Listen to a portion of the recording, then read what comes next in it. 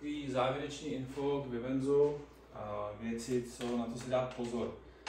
Tak vlastně tu dobu, co Vivenzo dělám, tak je pár věcí, na které si dát pozor. Takže pokud u mokrého čištění vyndávám nebo dávám jiný adaptéry, tak netlačit tady na ty hadičky, aby tady to neprasklo. Jo?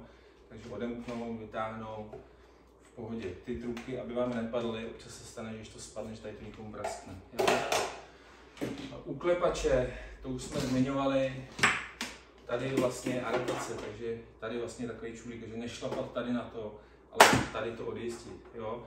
Jednou tady na to šlápnete a ten kloup, který je háček, ten praskne a už vám to takhle bude padat dolů. Jo? S Vivenzem se nesmí vysávat stavební práce, takže suď, pokud někdo řeší sádroše, tak ten prach bílej je to nejhorší. Jo? To Vivenzo nedokáže smočit, prostě klasický domácí úklid nebo to, ale ne stavební práce a ne popel z krbu. Tak, ta nádoba, pokud by byla hodně špinavá, tak zase nesmí do myčky. Jo? Už se stalo, že někdo dělal do myčky, 60 stupňů víc, 80 pro myčky, tak ta nádoba se skroutí, takže vždycky jenom opláchnout horkou vodou. Stalo se, že někdo ji nechal i na sluníčku venku, na černém podkladu v létě, když bylo x stupňů, taky skroutila se, takže nádoba teplou vodou s jarem vyčistit. Jo? A jinak to je asi všechno.